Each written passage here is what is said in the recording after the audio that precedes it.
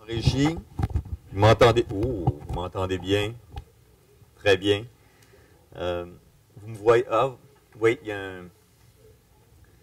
Donc, je vous souhaite la bienvenue. Je me présente Michel Labrèche, je suis président du conseil d'administration de la Société de transport de Montréal. Nous sommes ici réunis donc, à l'hôtel de ville de l'arrondissement de Montréal-Nord. Et avant de vous présenter les membres du conseil d'administration, je vais demander à Mme Monica Ricourt, qui siège sur notre conseil depuis plusieurs mois, mais qui est également conseillère dans l'arrondissement Montréal-Nord, de vous dire quelques mots. Monica? Bonsoir tout le monde. Premièrement, j'aimerais vraiment dire à toute l'équipe de la STM de se déplacer puis de venir à Montréal-Nord pour qu'on puisse tenir cette assemblée ici à l'arrondissement. Et aussi, je tiens à dire bienvenue à tous. Pour ceux qui ne viennent pas souvent à Montréal-Nord, mais j'espère que vous aurez le temps de marcher un petit peu puis découvrir un peu le quartier. Donc, merci du déplacement, puis merci de nous donner l'opportunité de partager cette assemblée avec l'ensemble de la population nord-montréalaise. Merci, Monica. Je vais souligner la présence parmi nous de Mme Téti Tomassi, qui est conseillère dans l'arrondissement, et du directeur général de l'arrondissement, M. Geoffrion. Bonjour, M. Geoffrion. On remercie M. Geoffrion. Notre équipe vous remercierez, votre équipe, de la part de la nôtre, là, pour le travail que vous avez fait pour nous accueillir. Je vais vous présenter donc les membres du conseil d'administration, en commençant par votre gauche de la table, Mme Marie Turcotte, qui représente les clients du transport adapté, M. Francesco Miele, qui est conseiller de l'arrondissement de Saint-Laurent, M. Édouard Janizewski, qui est maire de Dollard-des-Ormeaux, Mme Monica Ricourt, qui n'a plus besoin de présentation, donc qui est membre du conseil et conseillère dans l'arrondissement de Montréal-Nord. M. Perry n'est pas avec nous ce soir. M. Perry siège sur la commission de la communauté métropolitaine de Montréal sur le financement du transport collectif. Et il était pris entre deux amours, donc nous avons unanimement accepté qu'il soit à la commission parce que c'est très important le financement du transport collectif. M. Yves Devin, qui est directeur général de la société. M. Marvin Rotran, qui est vice-président du conseil d'administration de la société et qui est conseiller municipal dans l'arrondissement Côte-des-Neiges Notre-Dame-de-Grâce. Mme Claudia Lacroix-Perron, qui représente les membres ou la clientèle jeunesse à la STM. M. Blanchet ne peut être avec nous ce soir. Il a donc pour des raisons personnelles. Mme Sylvie Tremblay, qui est la secrétaire générale et directrice exécutive des affaires juridiques de la société. Mme Danielle Porret, qui est assistante secrétaire. Avant de commencer la période de questions, nous avons deux intervenants ce soir pour vous dire que nous sommes en web diffusion. Donc, je le redis aux membres du conseil, je le dis également aux gens qui poseront des questions. Le conseil d'administration peut être suivi sur le site stm.info. Le conseil a, il y a quelques années, est-ce que c'était votre initiative, Monsieur le vice-président? Oui, nous ferons de temps en temps une réunion de conseil d'administration, réunion publique à l'extérieur des murs de notre siège social. On était à Verdun, on était à Côte-des-Neiges, dont la pratique est bonne. On a l'opportunité de rencontrer les gens qu'on ne rencontre pas souvent à notre siège social, et j'ai toujours trouvé que l'exercice était apprécié par la population locale et les médias locaux. Merci, Monsieur le vice-président. Et donc, on va passer à la période de questions ou de commentaires. Je vais inviter Mme Gaëtane Grenier.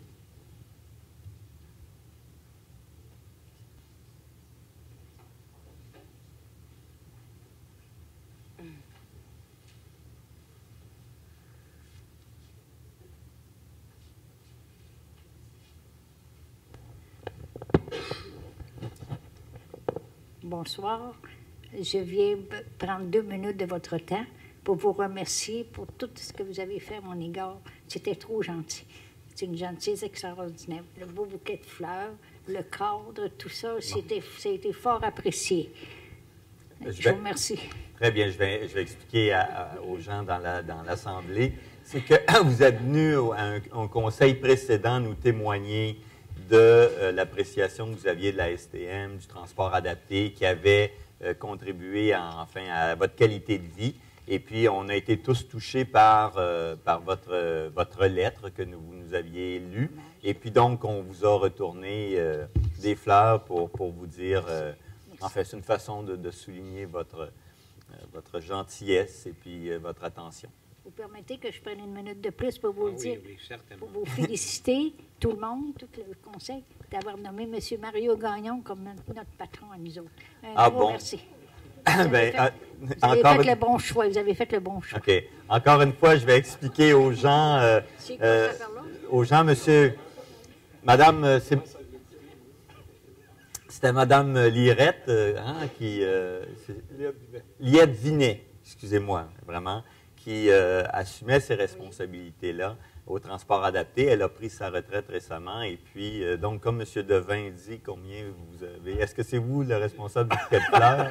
Non.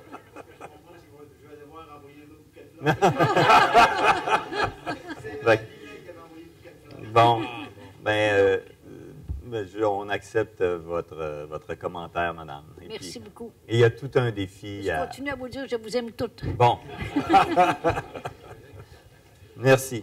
Je vais inviter M.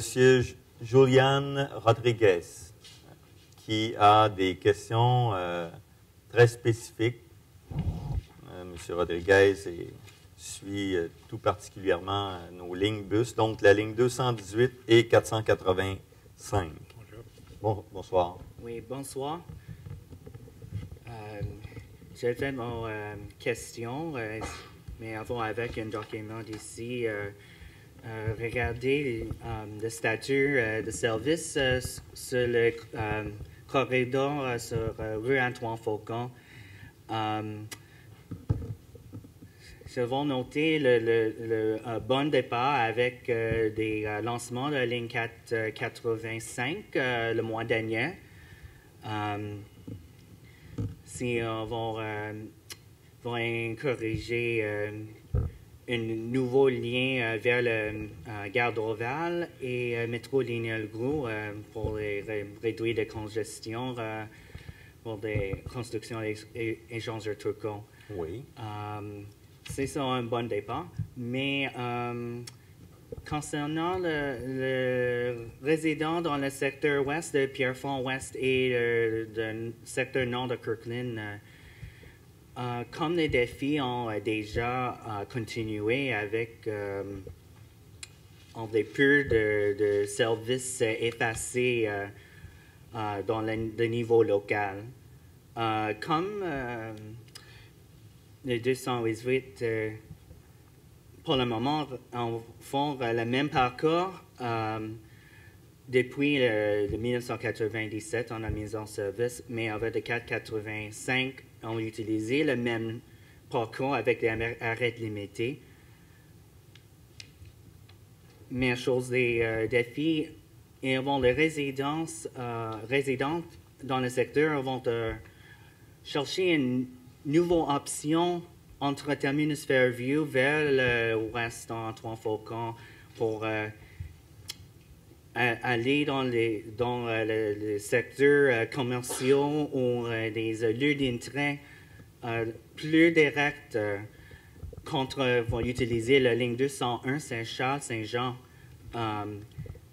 C'est vraiment une grande différence entre les heures de pointe après les 19 heures dans la soirée et la fin de semaine. C'est compté très longtemps pour les personnes dans ce secteur en l'extrême ouest, près le rue Château-Pierrefonds, pour avoir marché plus de 5 ou 10 minutes pour aller le 201, mais dans la rue Henri Daou. Il y avait beaucoup. OK. Vous aviez votre comme question. Comme la situation oui. Pour donc chercher une amélioration dans le niveau local pour les résidents, vont aller de lieu entrée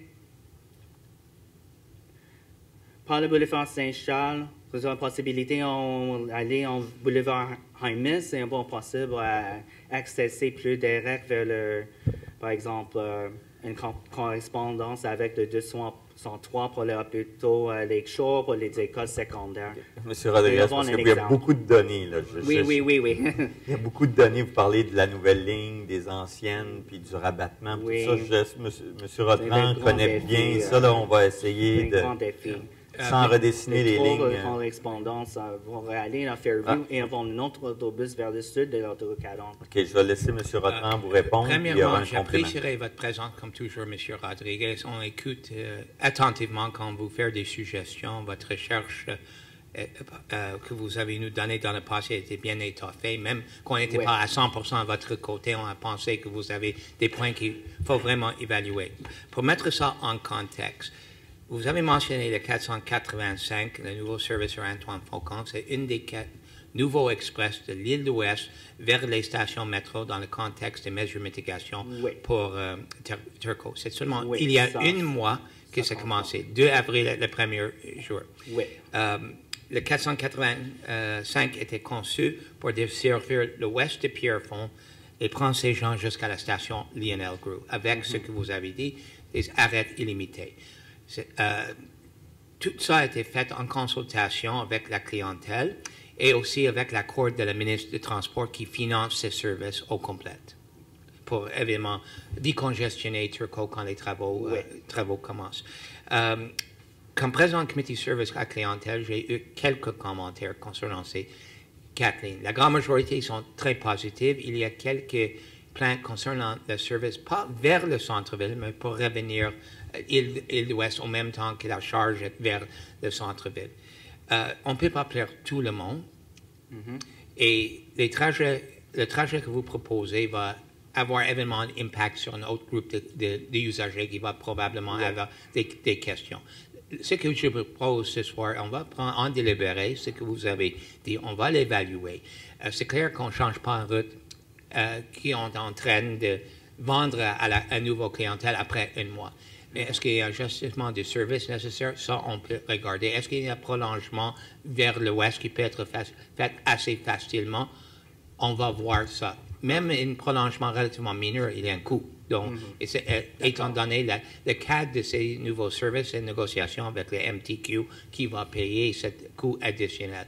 Donc, je vous propose de revenir dans 1 mois ou 2 et on aurait une réponse pour vous pour voir si on est d'accord ou sinon on va vous donner les raisons pourquoi on n'est pas d'accord.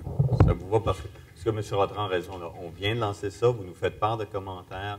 Habituellement, on prend un certain nombre de temps pour voir ce que ça donne. Exact. So, donc, idéalement, monsieur, on a 2 conseils avant l'été, juin et juillet. Moi, je vous proposerais notre premier conseil de l'automne, la rentrée de septembre, ça serait bien. On aura à ce moment-là plus de données. Je vois que M. Gendron, qui a mis en place ce service-là, opine. Donc, ça vous va comme proposition? Ça, c'est pas un problème. Et c'est au fond le document d'ici. On voit plus détail pour comprendre la situation. Très bien. Vous pouvez, M. Rodriguez, le déposer au secrétariat. Oui. Là, je vais demander à la... C'est bien, je vous remercie beaucoup de votre présence. Je vais demander à la secrétaire, Madame générale de la Société. Habituellement, j'ai un mot du président au début, mais comme je ne suis pas dans mes murs, j'ai commencé la période de questions. Est-ce que vous pensez que je peux le faire? Oui. Parce qu'habituellement, je donne un peu de nouvelles de ce qui s'est passé, puis après, je fais la période de questions, mais probablement le bon air de Montréal-Nord. Et je vais souligner l'arrivée de M. Jean-Marc Gibault, qui est conseiller municipal dans l'arrondissement, qui s'est joint à nous. Merci beaucoup d'être présent. Donc, vous allez voir apparaître à l'écran, l'équipe a fait ça, un certain nombre de nouvelles. On fait ça entre 2 conseils.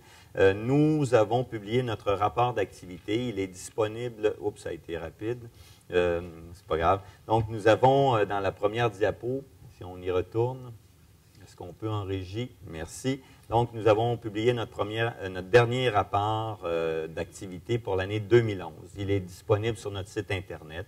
Il est titré « Une année historique » parce que, à tout point de vue, nous avons terminé l'année avec, nous l'avons vu aujourd'hui au Conseil, un excédent des produits sur les charges de 5,7 millions. Nous avons eu 405 millions, ou un petit peu moins, 404,8 millions de déplacements, ce qui est un record historique qui datait des années d'après-guerre mondiale. Nous avons mérité de nombreux prix et vous allez les voir à la suite. Donc, pour le transport collectif 2011 à Montréal, c'était un grand cru. Et c'est pour ça qu'on a appelé ça une année historique. Qui plus est, c'était notre 150e anniversaire. Et le gars des vues, comme on dit, qui est M. Devin, a arrangé ça pour qu'on ait une année historique. Cela, et on va voir la deuxième diapositive, il y a une délégation de 9 sociétés de transport public au Québec, les 9 grandes sociétés que sont Laval, Longueuil, Montréal, l'Outaouais, Lévis, Trois-Rivières, Sherbrooke, Saguenay et Québec, qui sont allés en délégation rencontrer le ministre des Transports pour faire un peu le bilan des 5 dernières années, 2007-2011. C'était un grand programme d'investissement dans le transport collectif que le gouvernement avait décidé de faire, mais il l'a fait avec la Ville de Montréal et les villes de l'agglomération et avec notre clientèle, parce que tout le monde a mis de l'argent dans ça. On a augmenté notre offre de services bus et métro en kilomètres parcourus de plus de 25 % dans les deux cas. Je ne vous donnerai pas les détails, vous les retrouverez dans le rapport. Et donc, on est allé dire au ministre que la politique a donné des résultats. Il est en élaboration d'une prochaine politique et on est allé lui remettre ces documents-là. C'est M. Beldier, qui est président du réseau de transport de Laval, la Société de transport de Laval, qui était présent, et M. Blanchet, que vous voyez derrière. M. Rotran, vous y étiez également, donc ils sont allés à l'Assemblée nationale. M. Devin, vous y étiez également. Donc ça, c'est le deuxième élément. Troisième, parce que c'est comme un diaporama. M. Devin reçoit le prix, M. Devin, qui est le directeur général, reçoit le prix Mercuriade, qui est remis à la STM. On n'était pas sous le choc parce qu'on avait préparé notre candidature et on voulait obtenir ce prix-là. Nous en avons en fait obtenu 2. Et pourquoi on voulait l'obtenir? Parce qu'il y a quelques années, la STM, comme société publique de transport public, avait une réputation, je ne la décrirai pas, mais de gens qui n'étaient pas performants, qui ne donnaient pas un service de qualité. Et on a eu un prix qui est très symbolique et qui est donné par, dans le fond, les gens d'affaires du Québec, de l'ensemble du Québec, et c'est le prix de la productivité. Donc, je pense que personne, il y a 5 ans et un peu plus, s'aurait dit que les industries privées et analysées par une firme auraient donné le prix de la productivité avec la STM. Fait qu'on était assez fiers, merci. Et on a gagné également un prix du développement durable. On s'y attendait moins, mais on a intégré dans la politique, dans toute la politique stratégique de la STM, le développement durable, autant le point de vue social que le point de vue économique, que le point de vue environnemental. Et encore une fois, les chambres de commerce du Québec nous ont remis le prix du développement durable devant des concurrents qui étaient de très grand calibre. Donc, deuxième élément. Il y a en troisième un essai d'un bus articulé, si je ne me trompe pas. Oui, vous l'avez devant vous à l'écran. C'est un bus hybride de la compagnie Iveco Iribus. Il va être utilisé à partir de lundi. On pense que c'est sur la route P9. M. Poisson, qui dirige le réseau des autobus, m'en informe. Et ce bus-là, donc, c'est un bus hybride. Et ça fait partie de notre politique générale à la STM de passer tranquillement de bus diesel à bus hybride à bus électrique. C'est un prototype dans le sens qu'ils en ont fait un certain nombre, il n'y en a pas des milliers. Il va être testé, essayé en collaboration avec le réseau de transport de Longueuil parce que les parcours ne seront pas les mêmes. Donc, on a fait l'annonce de ça récemment. Nous avons bonifié notre offre de taxi collectif à Senneville, sur le territoire de l'agglomération. Comme vous le savez, nous avons un réseau de navettes art et nous avons même maintenant un réseau de taxis art à Verdun, dans l'arrondissement, mais nous avons des taxis collectifs et nous avons bonifié donc la fréquence et l'horaire. M. Rotran était en compagnie des élus de l'arrondissement pour cette remise-là. Autre information, l'ouverture des données GTFS pour General Transit Feed Specification. C'est une norme d'échange, de production de données sur les déplacements métro et bus. Et ce que ça permet, c'est que comme les sociétés de transport public utilisent ces mêmes normes-là, ça permet à des tiers parties de les intégrer dans des applications sur des appareils mobiles ou à l'intérieur des commerces, de les mettre en lien avec d'autres types d'applications qui peuvent être même un transporteur aérien qui voudrait donner de l'information à sa clientèle quant au déplacement de la 747 pour dire quand est-ce que l'horaire va être fait. Donc, c'était pas mal de travail parce que nous devions intégrer le volet métro à ces données-là. Donc, il y a beaucoup de sociétés qui produisaient déjà ça, mais donc c'est en accès libre. Il faut dire que les développeurs vont les obtenir. Bien sûr, comme toutes ces données-là, on les fournit, mais on ne garantit pas à 100% le fait qu'on va les fournir. Je ne sais pas si vous le savez, si vous utilisez des GPS, mais l'armée américaine se réserve toujours le droit de les débrancher. Dans notre cas, les développeurs ont les données. Ils vont être fournis à 99% du temps, mais il se peut qu'on ne fasse pas. Donc, c'est la même politique qui est partout. Nous sommes associés au défi sportif Altergo. On s'associe pour une 29e année, je m'excuse, en étant partie prenante au défi sportif Altergo, qui est un événement d'envergure internationale qui rassemble des athlètes d'élite et la relève de toutes les déficiences. Dans le cadre de ce partenariat, la STM a assuré la majorité des déplacements des athlètes. Donc, ça fait 29 ans que nous participons. Et c'était très important dans le cadre de ça. Marie, on y était il y a 2 ans ensemble pour le déplacement entre l'aéroport, les hôtels, les différents sites de compétition. Dernière petite nouvelle, je crois, oui, le métro de Montréal arrive parmi les 10 meilleurs au monde. Bon, c'est Business Traveler et on prend tous les prix. Tantôt on est le plus cool, tantôt le plus beau, tantôt c'est Champ de Mars. Mais quand je regarde la liste des métros Moscou, Dubaï, Madrid, Paris, Berlin, ben, c'est des beaux métros et ça nous rappelle à chaque fois, puis ça rappelle aux Montréalais et tous les Québécois que le métro de Montréal, il est fantastique. L'architecture de chaque station, les œuvres d'art, même nos voitures qui roulent depuis 1966, leur facture est encore bien entretenue, la propreté. Donc, c'est une reconnaissance supplémentaire. Ça fait le tour des nouvelles. J'ai M. Rotran qui... Oui, M. le Président, avant qu'on commence l'ordre du jour régulier, j'aimerais remercier l'arrondissement de Montréal-Nord pour l'invitation, reconnaître les élus présents, mes collègues de conseil, M. Gibault, Mme Clémentine Tati-Tomassi, qui m'épaule comme vice-leader de la majorité à l'Hôtel de Ville, les fonctionnaires de Montréal-Nord. Et je constate une bonne assistance dans la salle. Il y a beaucoup de citoyennes ici ce soir que je ne connais pas, même qui n'ont pas inscrit dans la période de questions. J'apprécierais qu'ils partagent le soir avec nous autres. Merci, M. le vice-président. Donc, Mme la secrétaire, nous allons débuter, là, on devait déjà débuter l'Assemblée, mais nous allons passer donc aux articles de l'ordre du jour. Donc, je le rappelle, les articles, vous les avez donc en diapositive. Certains sont illustrés et vous pouvez suivre ça sur le site Internet. Les documents y sont déposés. Donc, j'appelle l'article 1. Adoption de l'ordre du jour de la présente Assemblée du Conseil d'administration de la Société en ajoutant l'article 13.5. C'est adopté. J'appelle l'article 2. Approbation des procès-verbaux des assemblées tenues les 4 et 18 avril 2012. Je propose. Je les appuie. C'est adopté. J'appelle les articles de la rubrique 3, 3.1, 3.2, 3.3, 3.4 et 3.5. 3.1, aucun dossier présenté. 3.2, adjudication de contrat à Designline pour l'acquisition de midibus électriques. 3.3, autorisation d'exercer l'option de renouvellement des contrats avec Corporate Express et Ressources Laser pour la fourniture de produits de bureau. 3.4, autorisation d'exercer l'option de renouvellement des contrats avec National Electrical Carbon et Carbone d'Amérique pour la fourniture de balais de moteurs et de bandes d'usure. 3.5, adjudication de contrat à BDI Canada, Connectol, Prévost et Équipement Marshall pour l'acquisition de boyaux et raccords. Je propose. Je l'appuie. Donc, c'est adopté.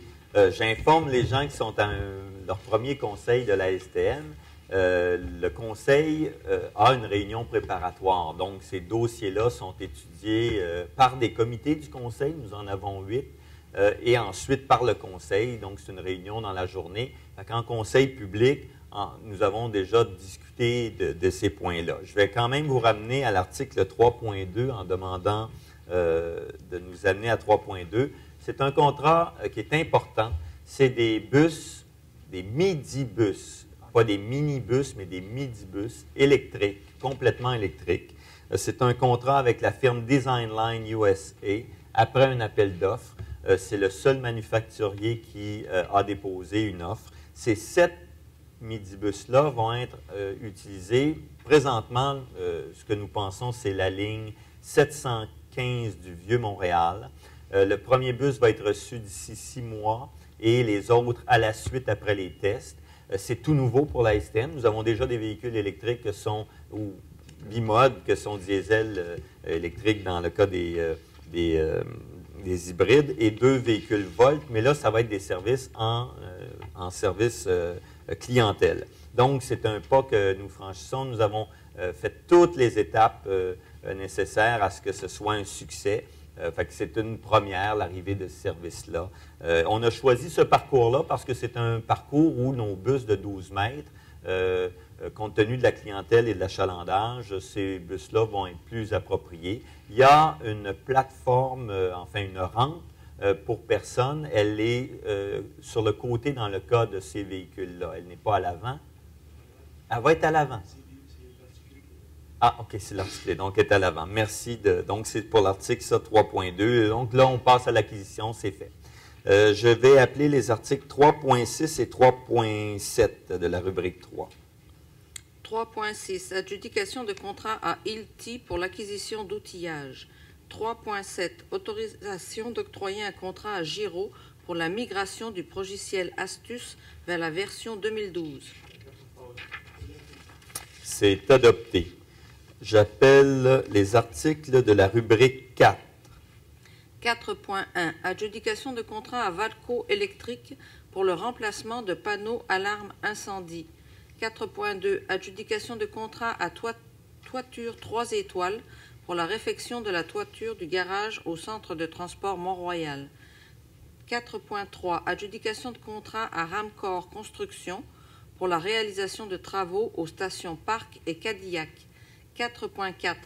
Autorisation d'exercer l'option de renouvellement du contrat de service avec Biogénie pour l'exploitation d'un système d'extraction des hydrocarbures. Je propose. J'appuie.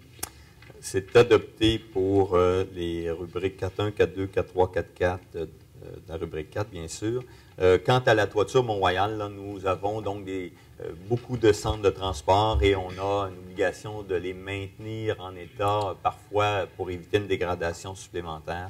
Fait que c'est des dépenses normales dans les circonstances. J'appelle l'article de la rubrique 5. 5.1.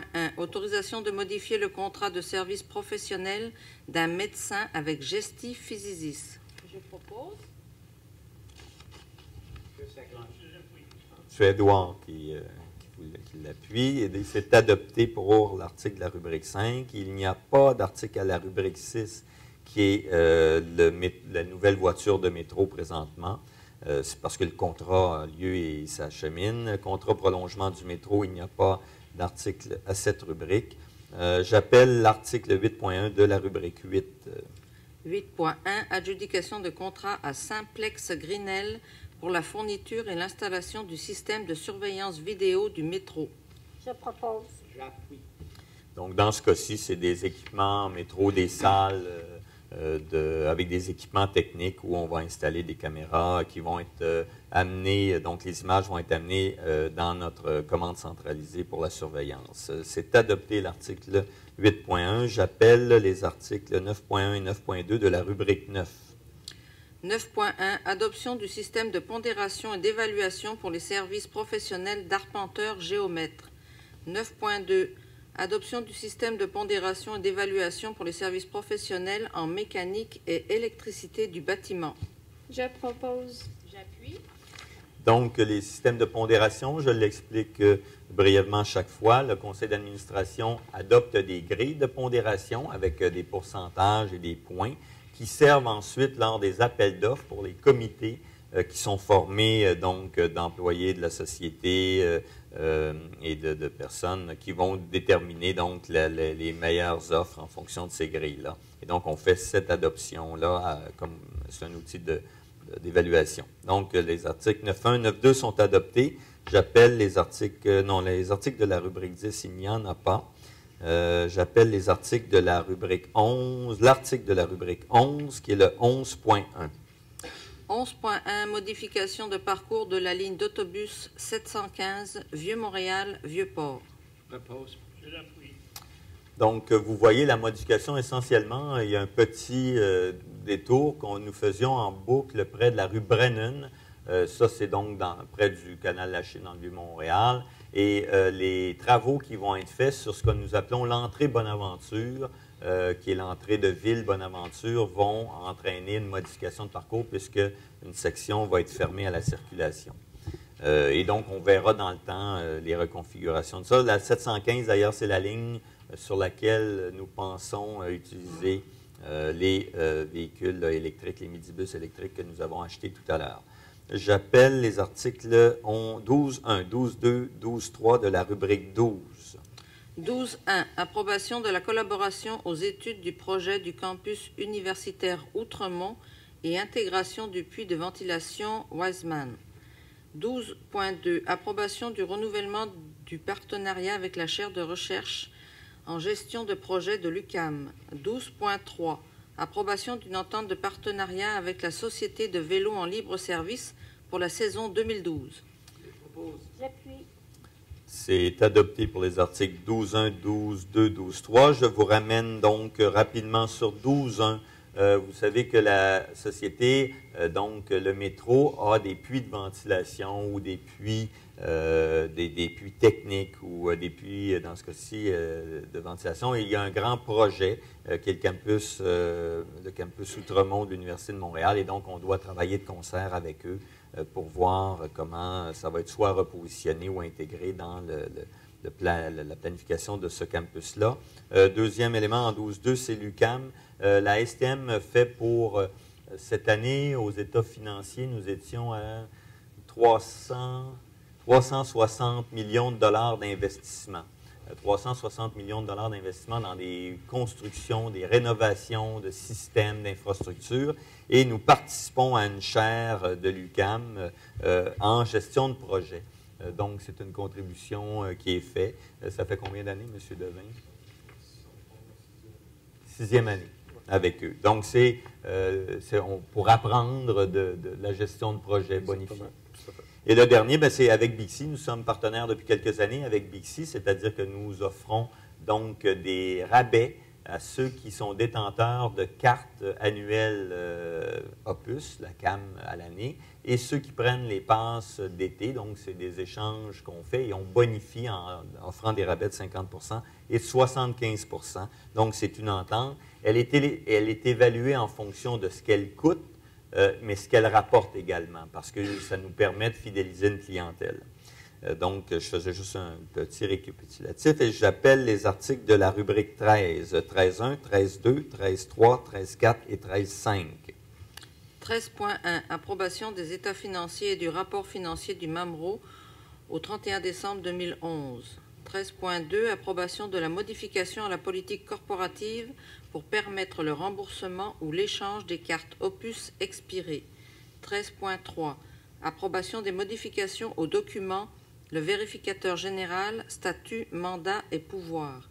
13.4, nomination de 2 conseillers externes au sous-comité technologie de l'information. 13.5, autorisation de donner un minibus aménagé à la Fondation Mission Old Brewery. Et je vais les appuyer. Donc, ces propositions-là, elles sont adoptées 13.1, 13.2, 13.3, 13.4 et 13.5. Pour les états financiers consolidés, le rapport financier du ministère des Affaires municipales, bien sûr, c'est un travail colossal de notre équipe qui a été donc approuvé ce soir suite à une recommandation du comité de vérification.